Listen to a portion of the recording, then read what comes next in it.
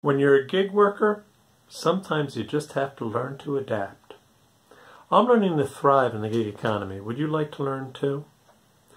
I think I told you about how I do public speaking workshops, and they're usually in a classroom with a PowerPoint presentation on the wall and very nice desks for people to sit at, tables to sit at, and a little area up front where people can go up and stand and do their presentations.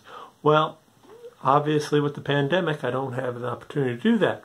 But one company said, is there a possibility of doing it remotely from home?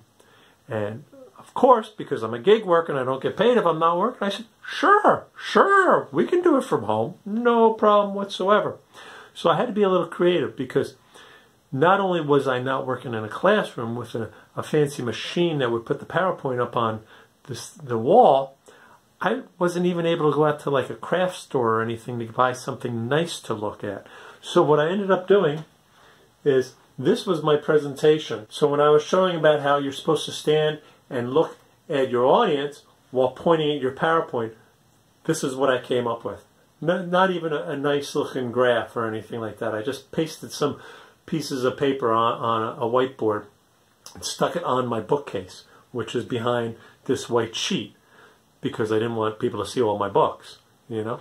The other thing I had to do is, usually I have a board that I can write on.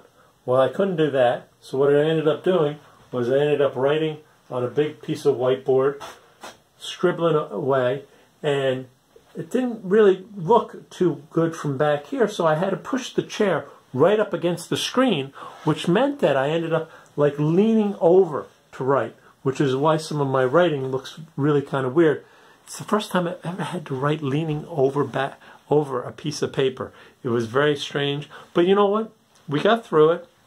The class understood that it was my first time doing it remotely. They got a kick out of some of the things, but it was very smooth. And the thing was, the information was very strong, so they were quite happy with it. And this is something that I would suggest that you do whenever possible. If you have an opportunity to do something remote, go ahead and take a chance. You might learn something.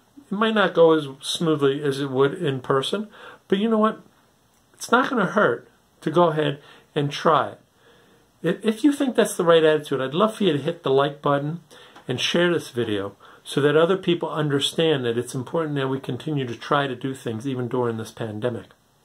Because you can't let your gigs just dry up. We are gig workers and we need to be working. And sometimes that means having to go outside your comfort zone. Sometimes it means having to come up with crazy things like this, which don't really look all that great. I understand. But they made the point. They made the point. And that's what you need to learn to do if you're going to survive in the gig economy. If you have any thoughts on this, I'd really appreciate you putting it down below. Like and share, because that is something that YouTube is really pushing for. With so many people being on YouTube now, they're really being very interested in seeing who is watching different things. And talk to you next week.